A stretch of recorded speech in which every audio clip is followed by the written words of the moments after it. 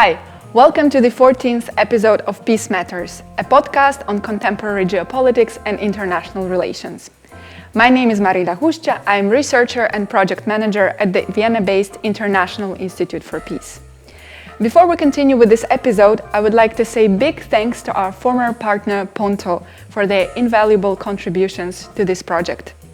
Moving forward, the IIP will run this podcast independently. In today's episode, we discussed the international order and the changes that it is currently undergoing. We touch upon issues such as the role of the United Nations in the changing multipolar international system, the role of China and its global ambitions, the recent ruling of the International Court of Justice on Israel genocide claim, and consider the implications for the European Union.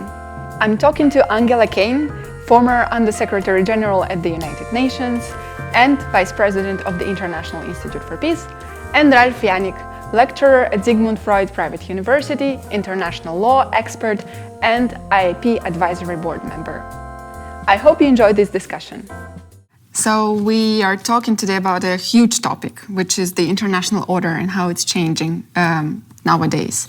And under this topic, we can cover so many different things: the current wars, the international trade, and the changing patterns in the international trade. We can cover international law and international organizations, and we will touch upon some of them, but maybe not all of them. We have not too much time to do that.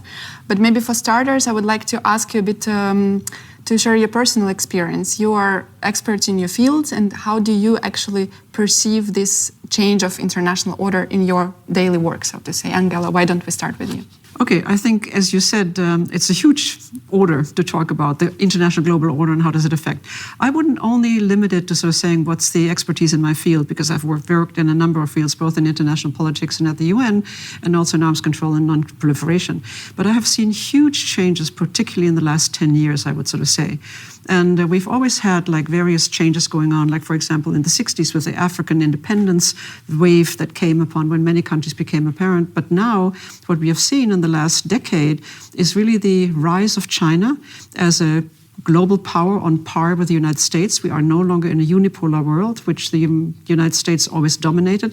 I'm not quite sure that that knowledge has really already sunk in, but China has had a phenomenal economic growth, to the tune of 10% a year. And now, of course, that growth has slowed a bit, and I think it's now 3 or 4%. Still pretty impressive when you think about other states that have suffered greatly, not only because of wars and conflicts, but also because of the COVID pandemic. So now you have other countries that are striving to be more powerful in the world and challenging also the eminent position that the United States had for so long. And I'm thinking of India, for example. I'm thinking of Mexico, for example. I'm thinking of Brazil. So these are countries that want to be counted, that want to have a say also in what the world is happening now, and that are challenging the position that the United States had for such a long time. And that necessarily comes into frictions. And that is something that we have to watch very closely, because we also have now the war in the invasion of the Russian Federation into Ukraine. We've had the tremendous outbreak in the Middle East. So where do states position themselves? That is something that we have to watch very, very carefully. Right. Ralf, what is your take on that? I don't even know where to start. I can look at 3 different perspectives. First, I notice it on social media. I notice that on Twitter, when you look at on the right side, there's always one topic that is trending. And what it has been trending quite often recently was the International Court of Justice. I can't remember a time when there was so much focus on one case at the International Court of Justice, when, I guess not millions, but at least thousands of people streaming live proceedings at the International Court of Justice, namely those between South Africa and Israel. Second, I notice it in the classroom. My waiting list for courses, I teach one on the use of force, I teach one on trade law, WTO law, and I teach one on the law of armed conflict. The waiting list is quite long, and I receive tons of emails from students who tell me that they would like to participate. They're afraid that they won't get a slot, because there's so much interest into these topics.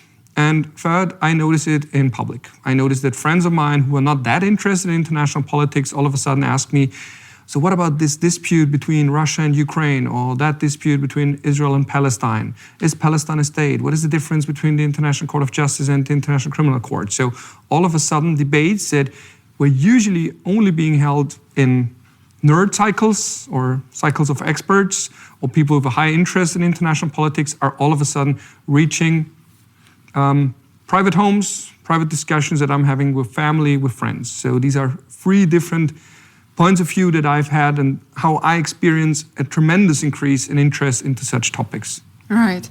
But let me just add, because I think it's very important what Ralph said. And that is that when you think about the reach that international news has these days, particularly because of social media, people are much more aware than they were, let's say, even 30 years ago, even 20 years ago. But with that, you also have the danger that now that there is a growing insecurity and uncertainty whether the news that reaches you through particularly social media, is that actually the real news or is it fake news? I mean, what happened with artificial intelligence? It can be distorted. I mean, you can have videos now that are basically manufactured rather than being actually felt. And I think that there is an increasing danger of what happens with world events, that they can be distorted and they can be used and manipulated for personal or political advantage. That is something that's very, very important. All right. So maybe let us take a deeper look or have some clarity about some of the concepts that you, Angela, already mentioned, namely this moment of US unipolarity. You already spoke about it. And now allegedly we're entering, or we are already in a multipolar world. So how does it world look? What does it mean? And what role does the UN play in this world? As you've spent so many years working at the United Nations, would you agree with this very common argument these days that the UN is losing its credibility, is losing its power in the international relations, and what can be done against that? Well, I always sort of say you have to look at what is the UN. The UN is a organization of independent sovereign states. So the UN as an actor, what can the UN do? The UN is basically personified by the Secretary General, the Secretariat, the various agencies, etc. But on the other hand, if the Security Council is stymied and blocked, which it is increasingly, particularly also due to the Russian invasion of Ukraine, where the votes in the Security Council are usually vetoed, or the resolutions in the Security Council that are proposed are vetoed by the Russian Federation, and then it goes to the General Assembly, and the General Assembly has 193 member states. And what did we see? There were a number of resolutions that were passed by the General Assembly, and they were passed with a majority of, let's say, 141, 142 states. Now you think, that's really not a lot. Shouldn't it be like 190 states would condemn that invasion? I mean, that's a question that immediately comes. But there are other political factors at work, and that is that basically the idea that now the U.S. is still calling the shots has basically been dented by the fact that a lot of people also remember that the U.S. has done a lot of interventions. I mean, in previous decades. I mean, this is maybe a while ago. But on the other hand, I mean, even if you think about Vietnam, which is one of the most recent ones, Afghanistan, you've had Iraq. So, the countries that are smaller, that are more vulnerable, they're sort of saying, well, hey, listen, I mean, I guess we should condemn it. But on the other hand, maybe I'd rather abstain rather than voting in favor of it. And so a lot of abstentions in the General Assembly have shown that this unification of the world, the global view, has basically eroded a bit. It's much more nuanced now. And it's much more meaning, we are having a voice and we want to be heard. But we still have to recognize that what the UN does is a very valuable service in many areas. Don't look at the politics only. You still have to look at the peacekeeping. You still have to look at humanitarian assistance, which is billions of dollars every year, because you have something like 330 million people who actually are in need of assistance. What happened with Ukraine? The UN negotiated a grain deal, with Russia to basically export the grains so that the countries, particularly in North Africa, that were starving, could get assistance. So it is very limiting to sort of only talk about what happens in the Security Council. You have to look at a more global picture in terms of what else does the UN do. And I think in those areas, the UN is very effective. But in other areas, like where global unanimity, if I can call it this, or consensus should exist, it can't do anything. Right. So we shouldn't dismiss it just yet. It's just the way the organization is working, its role, and what's happening in it is changing, and that might be some... the Security Council reform, as you well know, has been debated for 30 years. It's not going to go anywhere because the 5 states that were the victors of the Second World War are not willing to give up their veto. They got it 78 years ago, and they're not willing to give it up. It's so valuable for them. And you've seen that also with the US vetoing the resolutions against the Israel-Hamas war, for example. So that is something that we need to keep in mind. They're not willing to give it up. And as long as they're not willing to give it up, there is an enlargement and there is a political realignment of the Security Council, in my view, is really impossible. All right. Ralph, Angela already alluded a little bit to some of the things that the UN is doing, and many of them, or the logic behind them, is premised on this idea of human rights and democracy as universal values. So I would like to ask you about that. How do you assess this claim, and what does this premise means for the change in international system today, especially with regard to human rights and humanitarian law? We have many examples of where it's broken, where it's not adhered to. And also my question would be about this idea that the human rights and democracy are actually connected to some sort of Western ideals, Western concepts about how the world should look like. Would you say it's a valid point to make? And it's made very often in other parts of the world. It's a big question and a big debate we're having these days. I mean, I always find it fascinating to look into treaties and look for what they do not say. The UN Charter does not refer to democracy at all. There has been a debate already at the League of Nations, so the predecessor to the UN, where some argued it should be a federation of states as the one envisaged by Immanuel Kant, meaning it's a federation of republics, or in present-day terminology, democracies, real democracies. However, others said it needs to be truly universal. And to be truly universal, you have to disregard the political system, because otherwise it would be an exclusive, an elitist club, but not a universal club, because it's a fact that we all have to acknowledge that not all states are role models for democracy. So if you look at the UN Charter, it doesn't speak about democracy. What we find is references to human rights, to self-determination. Some read into the word self-determination, that's a box of dynamite. As Robert Lansing put it, the Secretary of State to Woodrow Wilson after the First World War, that if you start talking about self-determination, you open a box of dynamite, or it's Pandora's box, because every nation will then say, we want our own state. It's also, however, a Pandora's box, because self-determination is something that you can read so much into. You can say it means free from alien rule, to be free from alien rule, or it means that everyone can rule over himself or herself, meaning you have a right to live in a true democracy based on human rights as we, meaning in the West, understand it. However, that's one view. That's one view that was particularly prominent after the end of the Cold War. Nowadays, however, you have states from all over the world claiming that they are democracies. There is hardly any state that wouldn't say we are democratic, but in a very, very broad sense. So no ruler says, my power derives from some mythological creature. I mean, you have theocracies, yes, Iran, and even Iran tries to purport some democratic elements. So usually every ruler says, my will derives from the people, I represent the people, I work on behalf of the people. So the real question is not democracy, yes or no, even although you don't find it in the UN Charter. The real question is what type of democracy? Like real democracy, or a liberal democracy, or half-hearted democracy, or as some call it, spin dictatorship, where you influence the people with what you alluded to earlier, social media, with manipulation of the media, with a very, very elaborate system of censorship, not old school censorship where you simply say this cannot be written, that cannot be written, but where you simply attack someone's, meaning someone from the opposition, someone's reputation. You get control over media by selling it to your friends.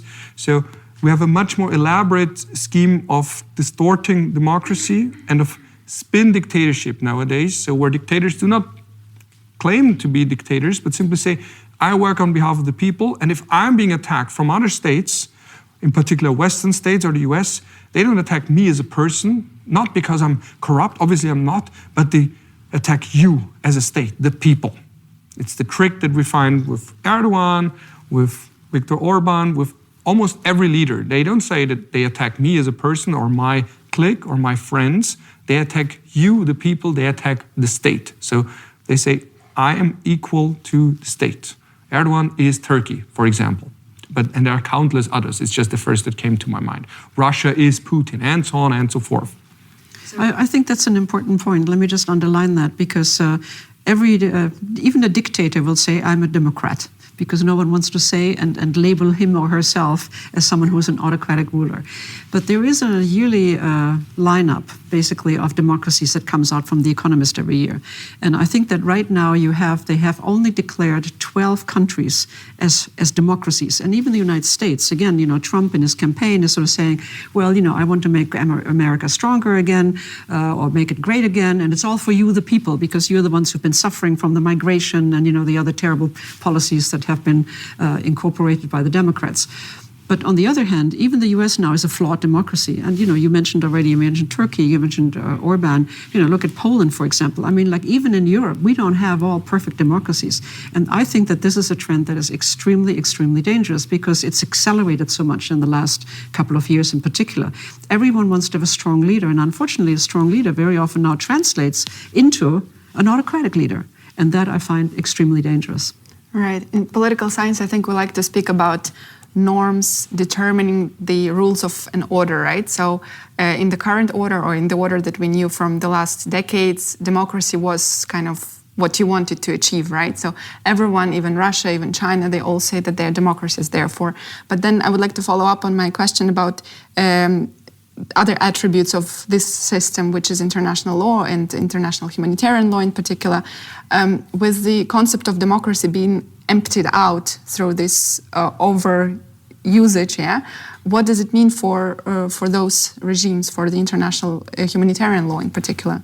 We also have somewhat of a global battle over these terms. So not only democracy, but human rights. So think of human rights as this big empty box, and you can put in all the nice things you want in there. So if you're a conservative, you emphasize the right to family life, which is obviously a human right, and say it extends only to mother, father, children.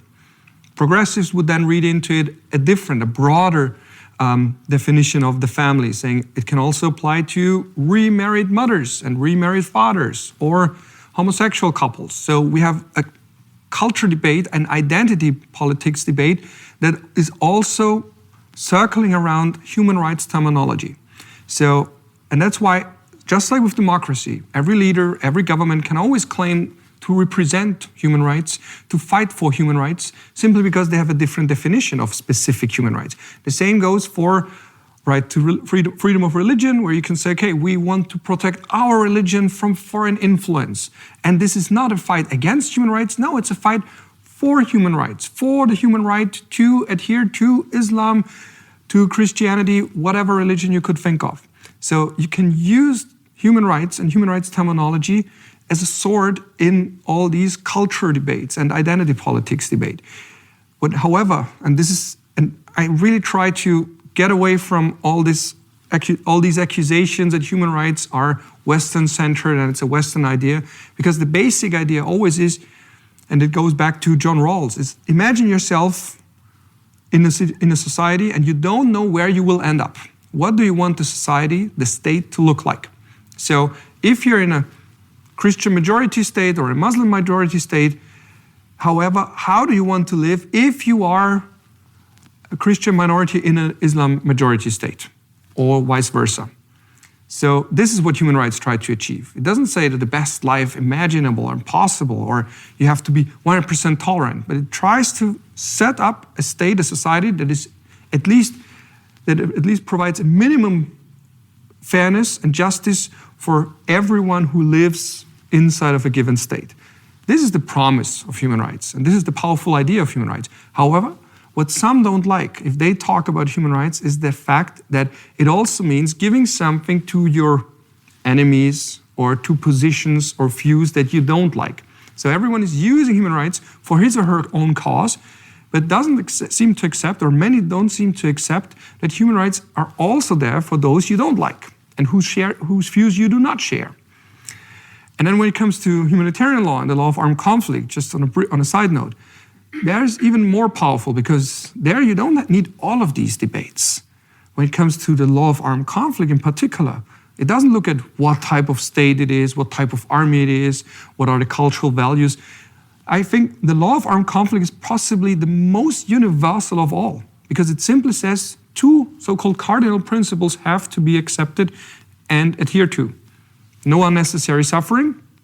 Even soldiers have rights, in other words, and distinguish between civilians and combatants or other military targets, and civilian objectives and military objectives, and only attack combatants or fighters or military targets more generally, never attack directly civilian targets or civilians, regardless of their views, of their religion, of their cultural habits, and so on and so forth. So the whole identity politics debate that we're having when it comes to human rights in general and democracy in particular is completely irrelevant when it comes to the law of armed conflict, because this set of rules simply says minimum respect for people immediately or indirectly affected by war or other types of hostilities.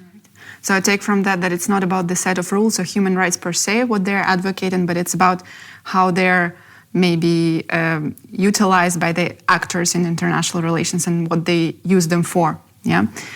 So let me maybe ask you, Angela, about one actor which is becoming very prominent today in international relations, and that's China. Yeah, you are a frequent visitor to China. You've just returned from there, as far as I know.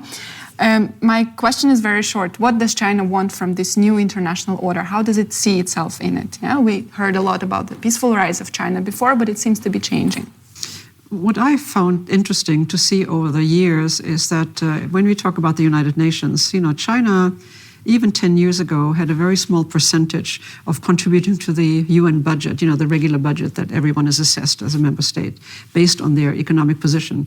And now it's the second largest contributor. And with that comes a certain entitlement as well, entitlement to basically be heard, to be listened to become more prominent in the United Nations, including with the personnel that they have. And a couple of years ago, even 10, 12, 15 years ago, China was always associating itself with the Group of 77, which is, of course, a group of developing countries. And it was always the Group of 77 and China. So they sat in all of the debates, except for the Security Council, of course, with the Group of 77, and they didn't really speak as China.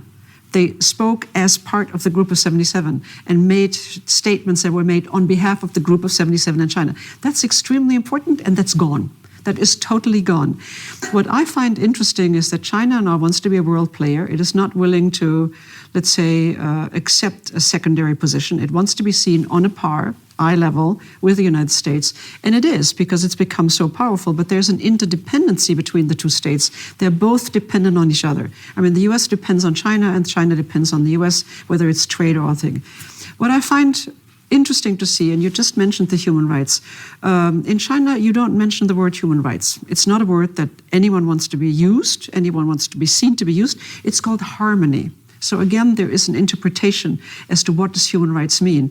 And it's harmony, that's what is. But that means that you don't really recognize the rights of others, possibly. They are not being mentioned or they're not being recognized publicly. And so it's glossed over with this term harmony. I find that very interesting. The other aspect that I see is that China, of course, has tremendous strides in terms of assisting many developing countries with loans, however, which are coming due, and which also mean that they have to bring out and they build ports, the Silk Road. I mean, there's tremendous changes that have been made. And there's quite a bit of dependency also on China by the developing countries who are now indebted to them, which has led also, let's see, for example, in Sri Lanka, they have a port now because they took over the port when Sri Lanka couldn't pay back the loans. What I also see is that China is trying very hard to not commit themselves to one side or the other. Very interestingly, you've heard, of course, of the recent attacks by the Houthis in the Red Sea, and that has greatly endangered shipping, and to the extent of making shipping very, very expensive. If you venture to go through, you are in danger of being attacked. If you go around the Cape of Good Hope, that basically makes it tremendously expensive. And I think it's been calculated that one ship going around the Cape of Good Hope costs $1 million only in fuel, for example, not even counting other associated costs.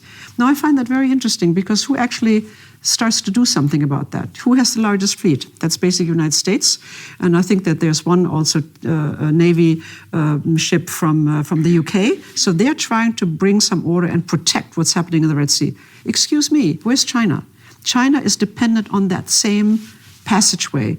They have a base in Djibouti, which is right there, which couldn't be closer. It's closer than anything else. So I think that China is trying very hard to avoid getting drawn into any conflict and doesn't want to take sides. You've also seen that with regard to the Russian invasion of the Ukraine, where there's been like this notion like, well, we've made some proposals. We want peace everywhere. We want everyone to get along. And we've made some proposals which could be called, let's say, mediation proposals. I don't think they really were. If you examine that, that really wasn't the case. So China, I think, is profiting from this attention that is now focusing on the Middle East, from the attention that focuses on the Ukraine situation, and hopes, I think, in a way to profit from it. And I, again, think that if you are a world power, as China is, and particularly wants to be seen as, they have to take a little bit more of a stride to actually get involved in also maintaining a global international order that would help, for example, trade. Right. If I may add just 2 sentences about China and human rights. What I found fascinating from an academic point of view is, first, China is very active in academic debates. They also have their own academic journals, like the Chinese Journal of International Law, published with Oxford University Press. So they're very actively engaged in debates about international law in general and human rights in particular. In contrast to, for example, Russia. Like, Russian scholars almost exclusively publish in Russian and do not take part in global debates about international law, or only to a very limited degree. And what I also find interesting is that from the academic point of view, and the academic articles published on human rights in China, is that those scholars emphasize not the human rights, the defensive aspect of human rights, that they say, okay, there are certain things the state is not allowed to do, but you could say the proactive aspect of human rights, the other side of human rights, where they say the state is a guarantor of human rights, in the sense that it leaves people their private space, and there are certain things that the state is not allowed to meddle with. But on the contrary, the state is some entity, an institution that is here for the people and has to do some things actively. So human rights, again, use or abuse, depending on your point of view, China as seeing human rights or harmony as something that gives them an active role and requires something from the state, requires the state to, for example, surveil the people to guarantee the right to security or perhaps happiness, whatever you could read into it. But this different view that we in the West say human rights also give us a right to be free from the state, that it restricts the state, whereas in Chinese academic circles at least, there is more emphasis on the proactive role of the state as a guarantor of human rights. All right. So again, pointing towards this trend that you already spoke about, authoritarianism and stronger state, and having a leader who is taking care of the population. Yeah. Let me add one part that I think is also very important that adds to this, and that's again the role of China in, for example, arms control. Here we have military equipment growing, nuclear weapons numbers growing, basically a more militarized world that we're seeing. I mean, if you now have over $1.3 trillion, which basically spent every year on armaments. China has never participated in bilateral Russia-US arms control measures. And they're basically saying, no, we will only participate or we will only engage once your numbers, meaning US and Russia, come down to our numbers. And right now, it is a bit unclear what they have. Some would think it's 160 nuclear weapons. Now, of course, that is a big throw away from 5,000 to 6,000. But on the other hand, they're growing them, meaning that they are adding to their nuclear armaments. Does it mean that they want to reach the numbers that the US They want to reach the numbers? No, I think that right now, there is a certain estimation as to what they might have in, let's say, 5-year time. That really doesn't make any difference. But they have never wanted to engage in any talks. Never. And so they are still sitting on a fence on that, and they're saying no, because, we don't really want to do that. But on the other hand, it doesn't mean that they shouldn't, like, let's say, transparency. There are efforts that actually would be helping, rather than just saying we look at the numbers. It's not quantitative. It's also qualitative, and it's like transparency and what happens in the world to basically sort of say, let's make the world a bit safer. There are ways of doing it, verification. There are ways of engaging, and they have just refused to do that. All right. So we talked a bit about different big issues, so to say, like China, like Ukraine. We haven't spoken yet about what's happening in Gaza these days, and I want to ask you, Ralph, to briefly maybe elaborate on the recent ICJ's, International Court of Justice ruling regarding the case submitted by South Africa against Israel. You actually have a whole episode on that in your own podcast for our listeners and viewers who speak German, that would be a good reference point. But maybe if you can very briefly say what has happened there and whether is Israel going to comply with this ruling or not. The emphasis being on very briefly, I'll try. So what we have here is, let's say, one state getting involved actively from a legal perspective or legally against another state, although the one state, South Africa, is not directly involved. How is that possible? Because there are certain obligations that are called erga omnes, or in this case, more precisely, erga omnes partes obligations, meaning they are owed toward the whole international community, or at least all parties to the Genocide Convention. Why? Because genocide has often been described as the crime of crimes. So that's why South Africa, although not being directly affected, as far as I can tell, no South African has been killed. However, they say we're somewhat of the representative of the Gazans, of the people in Gaza, because they don't have a universally recognized state that can bring a lawsuit against Israel. So we're acting on their behalf.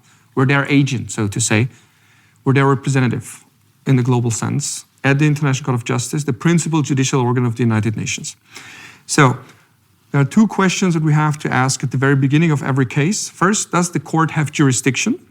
So in contrast to what people sometimes assume, it does not have automatic jurisdiction over cases brought by one UN member against another UN member. It's not like a court that we know from domestic law. I cannot choose whether the district court of the first district has jurisdiction over me. It does. Every court in Austria has jurisdiction over things that I do in Austria. It's not the same thing on the international level.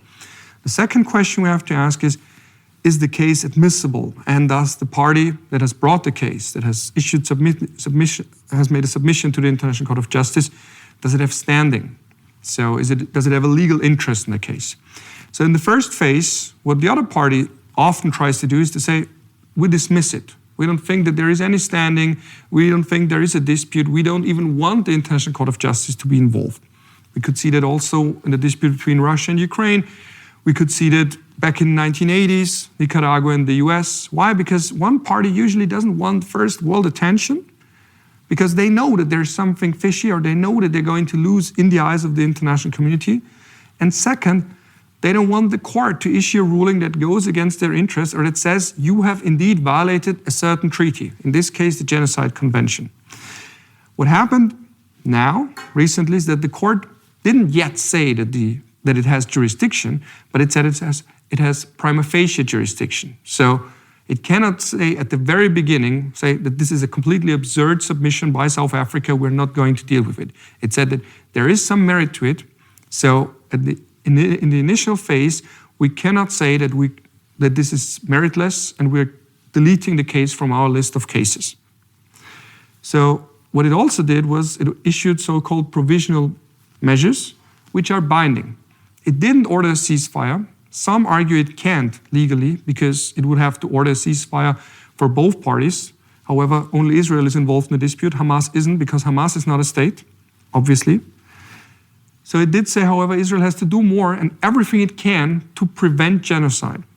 So it didn't rule anything yet. And it was also emphasized by the president, Judge Donahue, which happens to come from the US, which also says, okay, you have, and this is very symbolic. We're also on a symbolic level. It's not only law that is at stake here.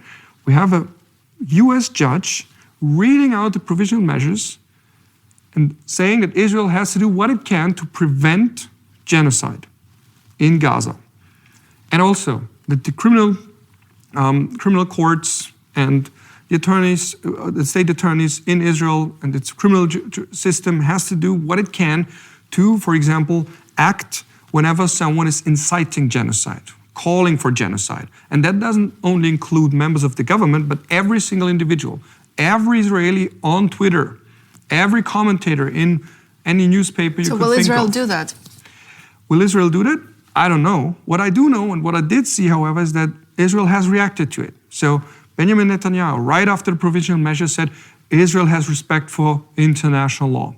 What you could also see is that apparently, from what I gather from following colleagues, international law and other scholars, colleagues from Israel, is that there is now some movement in the criminal justice system in Israel that they are now going to start some proceedings. They're becoming more and more active. So that those who write on Facebook, Twitter, whatever platform you could think of, deaf to whoever, I don't even want to repeat such statements, but they're now getting more and more active so that people don't think that they can act with impunity. There will be consequences, regardless of how small your account is, regardless of where you write it, if you incite violence or even genocide. So there is a domestic obligation for Israeli authorities to start criminal proceedings against those who call for genocide or incite or use hateful language. So something has happened already. Why did I say that I don't know whether Israel will comply with it? Because the provisional order is quite broad. It says, do whatever you can to prevent genocide. But how do you assess doing whatever you can? What Israel has to do is to write and submit a report 1 month after, so in 1 month, to write in detail what it did to comply with the provisional measures order. So Israel is not, however, not the only addressee here. It's also other states, Germany, Austria, the United States. So it also does have an impact on debates there, where you can say, look, the argument that you made at the very beginning, the US, for example, reacted immediately saying this case is completely meritless. It's an instrumentalization of genocide, of the word genocide, using it as a rhetorical weapon against, of all states, Israel. This argument now no longer works. Why not? Because the court, as I said, clarified that this case is at least not completely meritless. It could still say, well, we don't have jurisdiction. Well, there is no violation of the Genocide Convention. But it had the first chance to say that, and it didn't. Quite the contrary, said that there is prima facie jurisdiction and the case is not completely meritless. So it does have an impact on debates in Israel, we can see that already, and also in other states. Most importantly, and that remains to be seen, in the US. Yeah, but I would also argue that it has impact on the EU, and generally also the very fact that that it was South Africa who submitted this case also points to more prominence of a country from the global south, so to say, right? It wasn't submitted by Germany, it wasn't submitted by France, it wasn't submitted by a European state, it was submitted by someone else. So my question to you, Angela, would be, where does our whole discussion leave the EU? Is the EU a pole in the multipolar world? Is the EU tagging along with the United States? How can it profit from the new world? How can it benefit? What can it contribute to it? Basically, what is the EU role in this multipolar world? You know, I'm a convinced European. I mean, I want Europe to be strong. I want Europe to be united and going in a direction that I would like to see it going. And that already gives you a little bit of a view of where I'm ending up with this. I thought Brexit was very unfortunate, but that's the situation that we have. So we got to deal with it. What I have seen in the last years, and I have very high respect for Europe also upholding human rights values. You know, we basically are an enlightened we are enlightened democracies with a couple of, wobbly posts. But on the other hand, I find that very important, that there is a universally shared value in Europe largely, with some exceptions that we've already mentioned. But on the other hand, there's a will to be coherent and to basically make progress. I'm very impressed by what's happened with the data laws, for example, particularly when it comes to also the large companies, ChatGPT, the GDPR, and so forth. What I don't like is the way it's going in the security sector, because what has happened is that I see that what has occurred over the last years, and I don't only mean since early 2022 when Russia invaded Ukraine, but I see that there's more of an orientation toward NATO. NATO is basically now the security politics of the European Union. There used to be something that was going to be an independent European security policy that doesn't exist anymore. And after Russia invaded Ukraine, you basically had a strengthening of this, where now with Sweden, with Finland joining NATO. And that basically means that Europe is totally dependent on the United States as far as security policy is concerned. I think there has to be more from Europe to an impetus, because I don't see the influence Europe has in NATO. I don't really see that. I see that it's totally dominated by United States internal politics. And that gives me great cause for concern, particularly if you have elections, as you will have in November this year, and there is a Trump-Biden repeat of the opposition and Trump wins.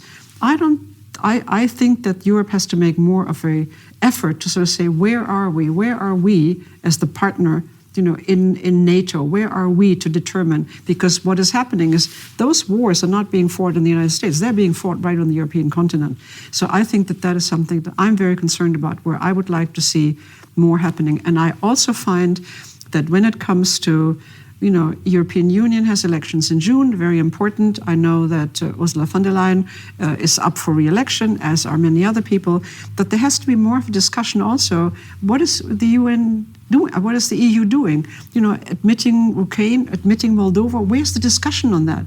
Basically, we're being confronted with a decision that seems to have already taken place without ever having been subject to a discussion or to, let's say, different views that could be aired. That gives me great concern.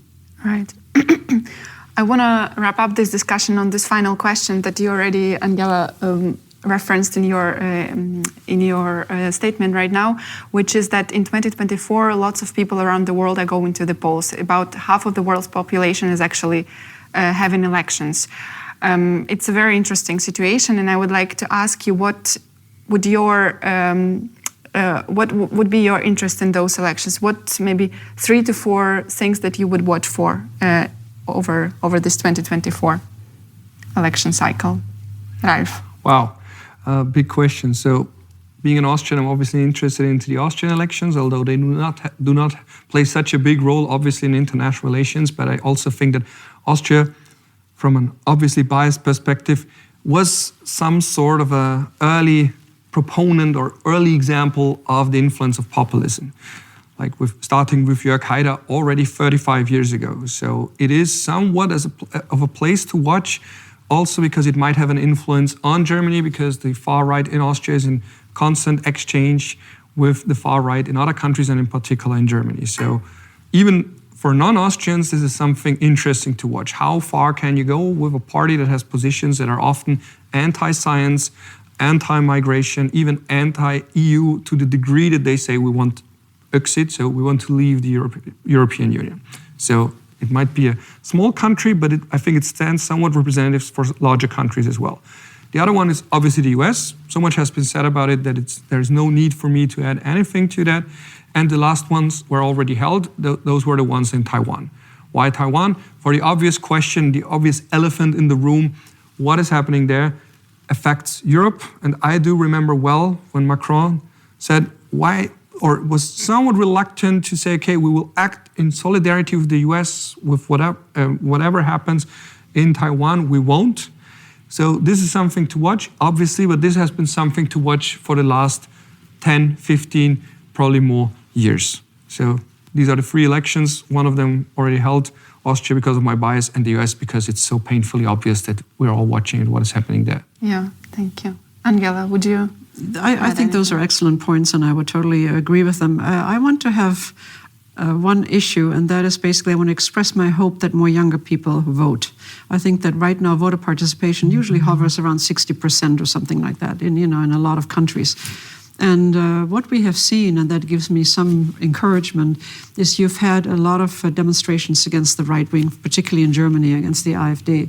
And does that mean that the younger people are going to get more out in the street, or basically are demonstrating against these developments, which they see as damaging to the democracy?